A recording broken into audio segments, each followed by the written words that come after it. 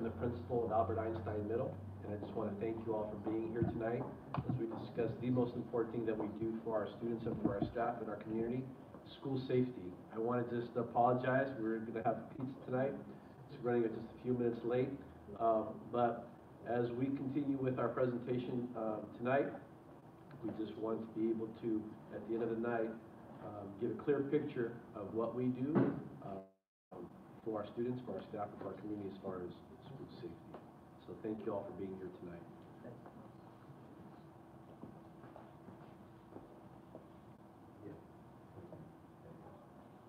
I'd like to introduce our administrative team, Principal Greta Bowders from the elementary school, and Dr. David Sharetta, our superintendent. Our meeting notes for tonight, for communication, we're going to be in the spirit of communication and in the spirit of transparency. We're going to be live streaming, so we have a recording that's in progress right now. So when it comes to sensitivity, this is obviously for us a very sensitive issue. There's things that we work together to be able to provide plans, to do processes and protocols that we'll talk about later tonight, but also there's a level of sensitivity when it comes to releasing all the information. Some of the information that we have to work on internally at both of the schools and through the organizations is to ensure the safety of our kids. So when we do practice things like lockout drills or shelter-in-place drills, there's certain things that we can share with the public, but there's certain things that we have to be able to keep in-house to ensure the safety of our students and our staff.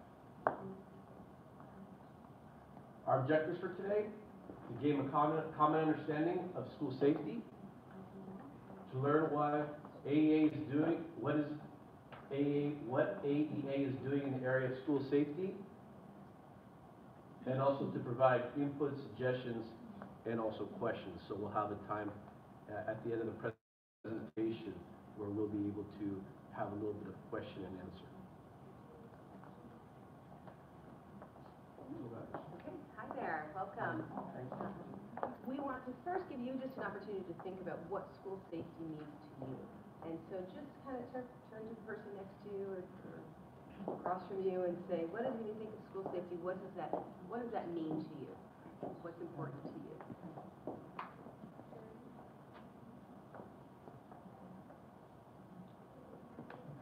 Si quiere hablar en español, puede hacer la pregunta en español y yo le puedo traducir, ¿ok?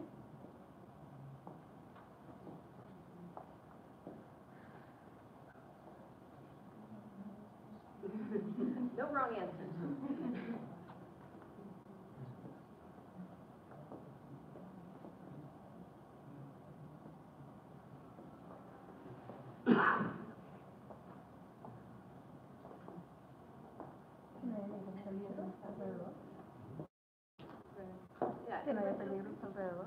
That it's there's to reduce the hazardous situations around the school. La seguridad de los niños, como cuando pasa un temblor. To keep the children safe while there is an earthquake or something similar.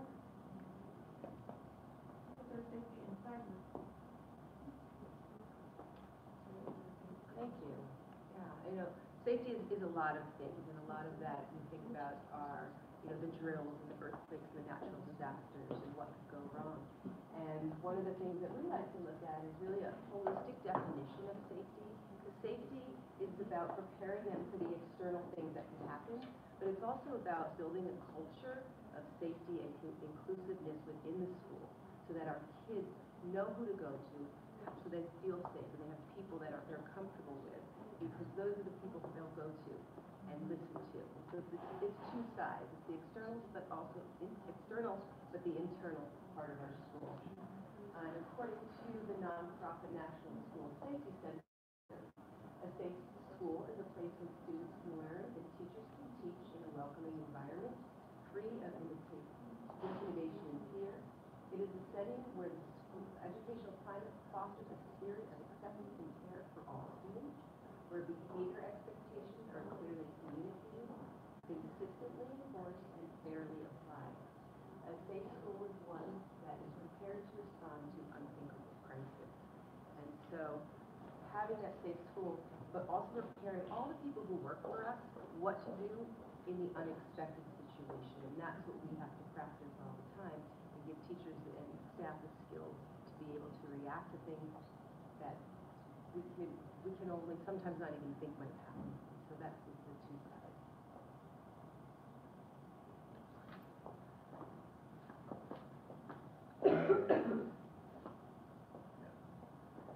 So good evening. Thank you for coming. I know it's already dark out and getting a little cold, so thank you for coming out for this very important topic. There's been a lot of research done in the last 50 years or so, in particular in the United States, because we lead the world in mass shootings. And the U.S. Secret Service, which protects the President of the United States, they have done very, very in-depth research about and looked at incidents of shootings that took place in public areas with big groups of people and in schools. And they spanned from 1974 to 2000, so 25 years, and they looked at hundreds and hundreds of school shootings. They came to a number of conclusions. The first is that all of the attackers have been male. Okay, so if there's one predictor, it's that it's gender. Okay, so all of the attackers have been male. Now you don't need to read all this, but I want to point out something. I think this has a laser. Maybe. It's really hard to make a profile of a typical person who is going to be violent in a school. But what we do know is that most of the attackers in schools have had some sort of a loss in their lives. Okay? Some loss. It might be a big loss, it might be a loss of a parent, it might be a divorce at home, it might be, but it also might be something smaller. If you remember the Columbine shooting, some of you are old enough to remember the Columbine in Colorado, that was really the first of these mass shootings that took center stage. When you really look at that situation, one of the boys, his whole thing that made him angry was he had asked a girl to the prom and she said no. And then it started this whole thing where he just became angrier and angrier and angrier, and people ignored a bunch of the signs, and it eventually ended up in a very, very tragic situation. That doesn't mean that every student who's had a loss in their lives turns into a school shooter. We've all had losses in our lives, right? You live long enough, you're going to have a lot of loss. The key thing is, as a community that cares about everybody from students all the way to adults, that we have a system in place and we're aware of who's in our community and we support them. So a little bit later we'll talk about what we do for our students, but also what we do for the adults in our community too, to try to know who's around us and take care of people before it ever gets to a violent situation.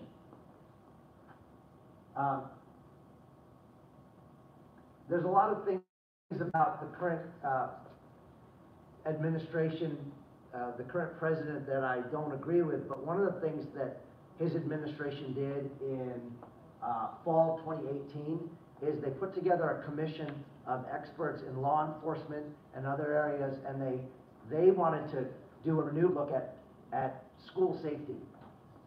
This was after the Marjorie Stoneman Douglas High School in Florida that was one of the more recent school shootings. And so they did this. The study is like 200 pages long, but I've tried to pull a couple key pieces out of it. The first thing is that they talk about the fact that schools are very complex and complicated, and there are no two schools that are the same. Even our two schools are very different. They're in different neighborhoods, they have different age students, they have different number of staff members, etc. So you really have to look at each school and each community and figure out how to keep everybody safe. One of the things that the study looked at and pointed to was the fact that when you have a positive school climate that everybody embraces, not just the students, not just the teachers, but the parents and the larger community, it's always going to be a safer environment. It's just like a family. It's just like a family. We don't check family members for weapons every day when they come home. You don't do that because you have a trusting environment and you try to keep it as positive as possible. Cyberbullying, bullying and cyberbullying, and typically bullying more and more nowadays is electronic, starts electronically. That's a whole topic for a parent university. We actually do a parent university on net safety, on that topic. It's important though, as we continue to work with students in both our schools, that we're aware of when something is happening, even if it's happening outside of school. Let's say it's happening between two of our students, but outside of school, but we're thinking it's gonna show up here. Your principals need to know about that. We can often, not to just punish students, but to try to support them, and oftentimes, you know, if you look at the brain of a 12 or 13, 14-year-old, it's just not developed. It doesn't develop till age 25 or 26. So their students got a very powerful tool in their hand, in their smartphone, but this part of their brain, the prefrontal cortex, is not fully developed. So they make dumb decisions all the time with the messages that they send. Unfortunately, if you send the wrong message to the wrong person, it can end up in a conflict situation. Another thing the commission found is that principals and teachers know their schools best. These two leaders here and their staff, they know what's going on their campuses better than someone on the outside. They know much better how to handle incidents here than the police do. Right? The police only get involved when something is pretty serious. But every day, these two and their staffs are dealing with the little things and making sure they don't get big. And it's not a complicated thing, but it's difficult because it's endless, right? Because we have almost 1,500 students between our two schools, and if you add up all of the parents between that, we're probably at 3,500 parents. So we're like a town, medium-sized town of people. It's complicated. We're gonna be messy. This one is really important. This commission recommends that schools do counseling on their campuses and mental health services. We're going to talk to you about what we're already doing for your kids. Another thing is active shooter training. We, on both our campuses, do a training every year with all of our staff in active shooter training and how to react. I don't want to get into too many details of it, but we have a protocol called ALICE that teaches our adults in our community how to react in a way that adapts to the situation. So if they're downstairs and they hear that there's something going on the first floor, there's an armed person, rather than just sitting there quietly all in a row like teachers have been taught to do with kids for years and years, they would actually take the kids and leave, get off the campus.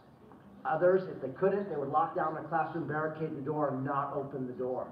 When you look at school shootings and violent incidents, you know, over the last 30 or 40 years, there's so many cases where people could have escaped with kids, and they didn't. They just sheltered in place. They sat in the classroom under the tables, and then when someone finally showed up, they were easy targets. So we teach our teachers how to adapt and also how to resist if they ever have to, right? If suddenly you all started throwing things at me in this room, don't do that. But if you already started to throw things, I couldn't focus on anything. Well, if you go into a classroom of 30 middle schoolers and you're trying to hurt them and they all start throwing things at you, you won't be able to focus. So we actually work with our teachers and our older students in that active shooter training protocol. And then hardening campuses. We're not a prison. We're not a military base. We don't have bulletproof glass everywhere. But there are certain things we can do. We're going to talk in a slide a little bit later about what we've done on both of our campuses to harden it a little bit, to keep it so we can control who comes in a little bit more, while at the same time not wanting to lose the feeling that you have access to your kid's school. Right? I know in some countries, I know in Mexico, for example, a lot of schools, you drop your kid off at the front door, the security guard's there, they drop your kid off, and then your kid goes and you go home. And then at the end of the day, you come back and you stand there and the security guard gives you your kid.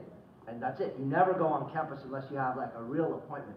We want to have a little bit more access right? So that you can come on campus, you sign in, but you can come, and it's more of a family environment. But we have to balance that with safety. And then the last one is know the community. The fact that you're here tonight is great, because you're all people who care about this topic. On both of our campuses, every day we see hundreds and hundreds and hundreds of adults coming and going. And we try to at least learn faces so that you can see, hey, wait, I'm not sure I recognize that person. I'm not sure whose kid they're the parent of. Or, wow, they're walking here and they look angry today. We need to keep an eye on that. Because that's how you get out ahead of it. So that's a little bit, and we'll come back to some more details. So talk about some of the specifics on elementary campus. First, we have our front door buzzers, which have a camera. These are actually newly installed last year. We put in so that Mariana and Joel can see the face of everybody who's coming in and question and know what they're doing there before they enter the door. And we've limited time on campus. So at 8:20, when the second bell rings, we do a sweep. We make sure there's no parents on campus. And then not until 2:30, when kinders are getting picked up, do we open up the campus again. If we do see parents kind of lingering, we'll kind of shuffle along. We'll say, hey, if you're going to stay, if you're volunteering, please make sure you sign in. And so people are going to question you if you're on campus without a sign-in. And so we're not trying to be rude, but we're just trying to be really aware of exactly who's on our campus and why. And so they'll have to check in the office. There's that little morning connection with Joel and Mariana, who's ever there. And so we know who's there and their purpose. Like I said, the tighter guest sign-in system. So even sometimes we have events like Hall of Heroes is just happening. And we'll have, we'll have parents all sign in, and it's a lot of you, but it is about that accountability. We have a lot of drills. There are a lot of what we practice are some of those standard safety drills that you probably practiced as a child too. School fires, in California, earthquake drills are likely. I think there hasn't been a school fire in decades, or deaths been a school fire in decades. California, we're very conscious of our earthquake drills and make sure kids know what to do in those circumstances. We've also had simulated intruder drills where we've had somebody come on campus who we know but they didn't sign in to see how quickly they get stopped. And so we teach and our teachers and staff all the time, like, question. If you have any idea, if you have any suspicion or you don't know a face, you don't have to be rude about it. It's just about, hey, I noticed you're on campus. Can I help you with something? So we really just want to know our community. It gets back to the more we know our community, the better we can protect our community. Lockdown, we have new lockdown drills, but also lockdown mechanisms. We have something called smart locks. Lock. That just make it very easy for teachers to continue. Boom, one way to get that door locked really quickly and kids ready if we need to lock down. Dr. Sharetta talked about our ALICE protocol, which is that active shooter. If we ever experience that, teachers are really prepared, and we developmentally prepare our students. In the lower grades, what that looks like is teaching kinders and first grades to listen to their teacher no matter what. Right? If the teacher says, stand on your desk, you stand on your desk. If the teacher says, grab a book, you grab a book. So that's where we don't get them to the point where they're worried and scared. It's just about, hey, in any kind of situation, we practice listening to your teacher no matter how different it sounds, because it might be different. Hey, we're going to go out this door, we're going to go out the gate, and we're going to go somewhere else. You have to trust me. And so that's what we practice with the lower grades. By 4th and 5th grade, get a little more of those specifics of, hey, this is why we're doing that for potential protection. And I think this is a big piece, and it goes back to the relationships that we build with our family. And one of the reasons we still welcome our parents to drop off kids, come into the campus, is because your relationships with the teachers is the first gateway to keep everybody safe. And saying, if the teacher and the families know you, teachers know each other, you can have those conversations. If something's going wrong in a family, teachers and the safety crew can recognize that, because we want to support people. if something's wrong with a child or if something's going on in the family, the more we have a connection with school and home, the more we can support. And so we really have also the same supervisors in the same areas. And you'll see me at school after school, and Cherie in the beginning, before and after school, and lots of the same safety crew, because we start to recognize faces. We understand when situations are getting tense. Maybe there's something, an angry parent in traffic, or I'm like, oh, somebody's having an issue right now. Let me see what's going on there. It helps us really keep everybody safe, keeping a pulse on our community and knowing our families. ¿Cómo lo puedo aprender? Ah, el botón aquí de la Oh, mira. Pero ¿cómo lo regresas? Ah, Creo que apenas. sale la Sí, pero para regresarlo donde está.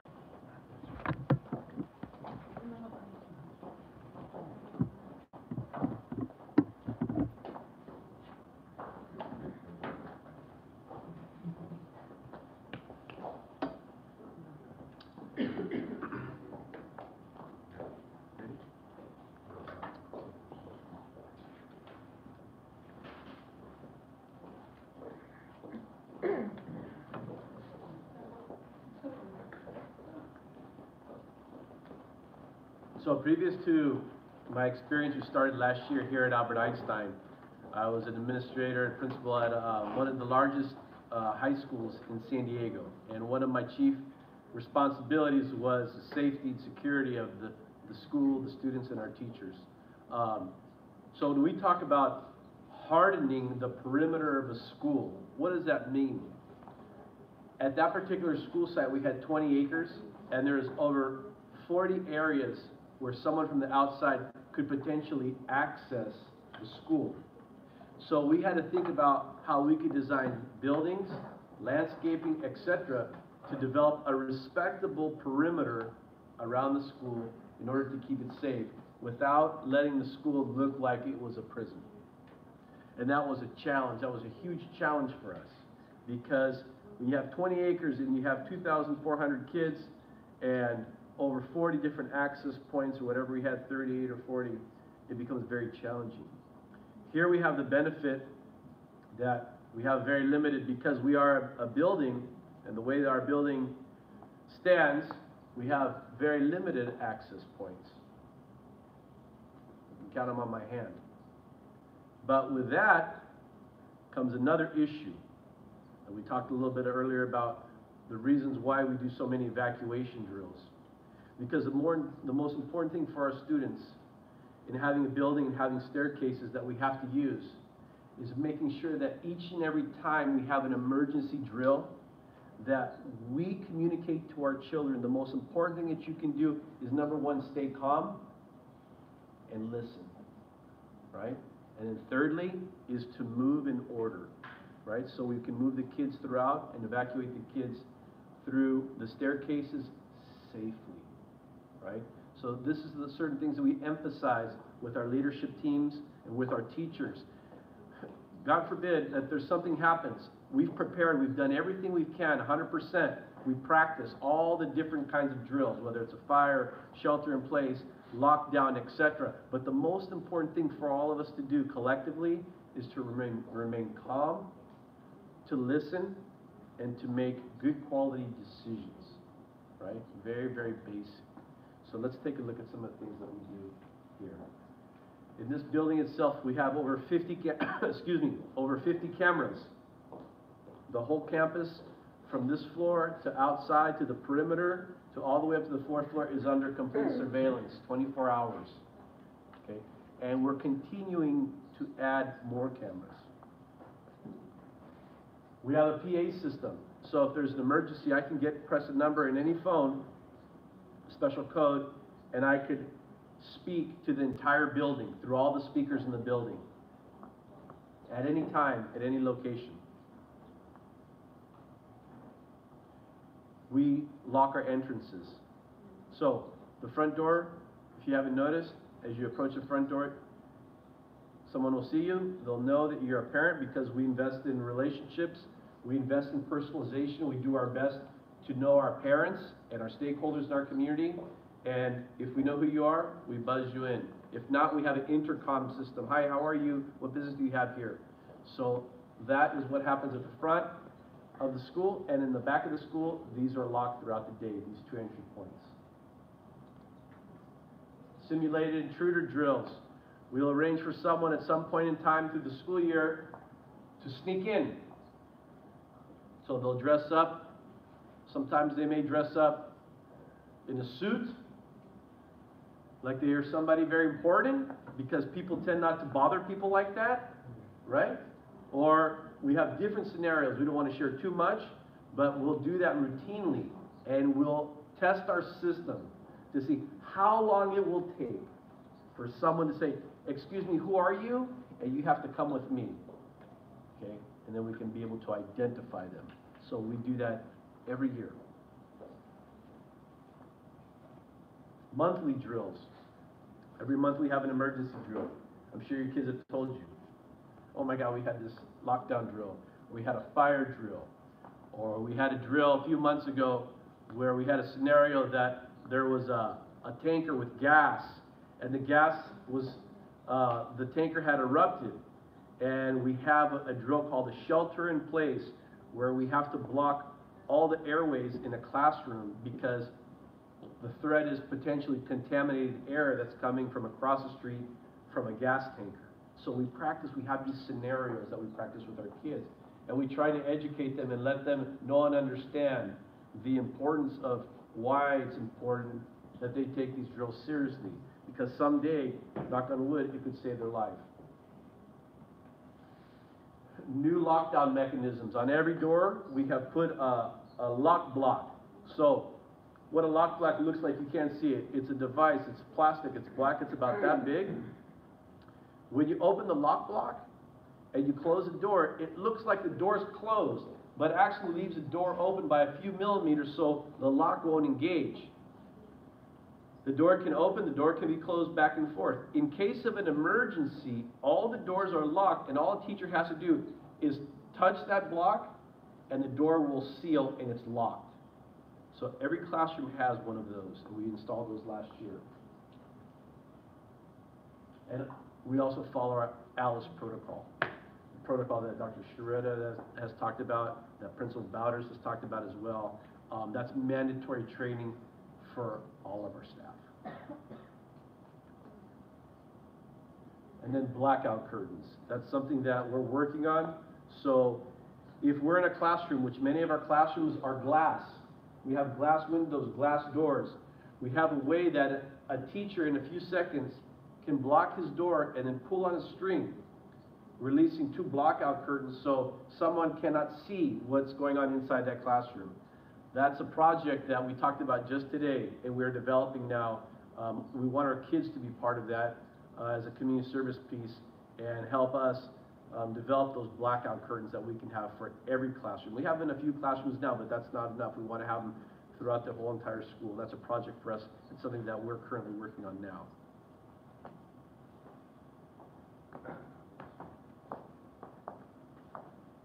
So both the principals have gone through many of the things that we do, both on an annual basis and also monthly and daily, to keep our 2 campuses safe. If you remember back when I talked about the study that the current administration did in Washington, they talked about counseling and mental health services. And I view mental health as one of the great crises of our age. It's something that it's not like a broken leg, or if someone has cancer, everybody goes, oh, okay, I feel sorry for you. Oh, you have a broken leg, I need to help you up the stairs. But we have many, many, many very, very good people who are wrestling with mental health issues in their lives. They're within our communities, they're within our families, they're within our staffs. I'm sure we all know that, can tell stories from our own families and our own lives about that. When our students come here, they still bring whatever they have from home, from their families, from their communities. We can't expect that they just come here and sit quietly in class and never think about what's going on at home. And so every single day, our principals and our other staff are dealing with this and trying to give support for our students, but they can't do it alone. So we have a school psychologist on either campus. It's very rare for two schools that are this small to have a full-time psychologist. Normally in a school district will share a psychologist between 3 or 4 schools, because psychologists are very educated and they're highly trained and they're expensive. So school districts don't like to say, hey, your school gets its own psychologist, usually share them. The problem with sharing is then you don't get to know the students at the same level. We have a full-time psychologist here and a full-time psychologist on our elementary campus. We have a full-time school counselor here in the middle school, and on the elementary campus, our psychologist brings in intern students from San Diego State University who he trains to help work with our students. So we have a lot of opportunities for our psychologists and counselors run planned groups with kids. They also have opportunity for people to just drop in and see them if they have something that's going on at home or in their lives. But we also oftentimes, like Principal Trackus today, was dealing with a situation of a student who got caught misbehaving, and when he went into his office and started to talk to him, really, because I view behavior is all it is a form of communication. When your middle school kid is acting out in some way, they're really trying to communicate something to you or to someone else about something. Kids don't come to school and want to screw around and be bad kids, but they don't know how to handle what's going on at home or out in the world or even in school, so they act out in some way. The student got in trouble, ended up with Mr. Trackus. I happened to be in the office because we were working on something, and after a few minutes of talking to the student, suddenly the student started crying, and all these other things are going on at home in his life. At that point, Mr. Trackus then asks our school psychologist if she'll meet with this student. So now that student has that partnership there. Now we're supporting that student. That happens hundreds of times a week on both of our campuses at all times. We have a social worker, Miss Miller, who's in the back, who is guarding the pizza and keeping it safe. She's taste testing the pizza to make sure it's safe back there. Okay. Sorry, we're on live stream. Sorry, I outed you with your pizza. But our social worker is a new addition to our community, and so part of her job is to help organize things like tonight, to bring people together, to bring people to strengthen our community, but also to work with students, even in small ways. We have dozens of students who, for example, don't have backpacks. Either it's came at the wrong time of the month and the parents don't want to spend money right then on the backpack, or maybe there's something else going on, but she'll help students with things like that, and then on much more complicated social and emotional issues as well. So we really work, I like to think of it as a safety net, like in the circus, when they're flipping around on the trapeze up there, they can take risks up there because there's a net down below. If they fall, we can catch them. And that's all of our jobs, including all of your jobs. We have a partnership with the San Diego State University School of Nursing. They teach, well, the kids refer to it as sex ed, but they teach health education to our 6th, 7th, and 8th grade students. And we're working on seeing how some of that can work its way down into 5th grade in appropriate ways. And you might not think that has to do with school safety, but it has to do with making wise choices, right? It has to do with kids feeling safe. You talk about relationship violence, that's absolutely connected to a safe school, right? All the topics that are difficult to talk about in society, but they don't just happen outside. If someone's having a conflict with their boyfriend or girlfriend on the weekend, when they come in Monday, they're still carrying that with them to school. So we have to be able to address that. We also are working with a different professor from San Diego State on something called self-efficacy. It's really just how to work with students so they can build their self-esteem and advocate for themselves, which a lot of our students aren't able to do. We also have something called Safe School Ambassadors. We train about 40 students a year. It's a 3-day training, and then they're trained by an outside entity, and then they learn to work with their peers. So they help to deal with situations of bullying and other things. You know, students see a lot that we don't see as adults. They're there and they understand there's a lot that goes on that there's no way that we can see everything. And same thing in your house, right? There's no way you know exactly everything that's happening with your own kids at home, right? So the kids are really good supports for each other, like as if they were siblings. In the elementary school, we have something called Solution Station, where the students learn to help resolve their own problems and work with each other.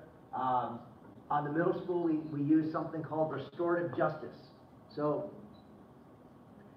we don't believe that if there's a misbehavior of a student that the first thing we should do is go, you're gone. Go home for 3 days. You're suspended. It goes on your record. Well, you're that student, you're already, again, you're trying to communicate something in your life. If you get kicked out and you go home, so first of all, it's a big burden on the family at home. If you are at home, it's a burden because your kid's there. But if you're working, you don't know what you're going to do with your kid, right? I never want to say to parents, hey, take 3 days off of work because your kid's going to be home because they got in trouble.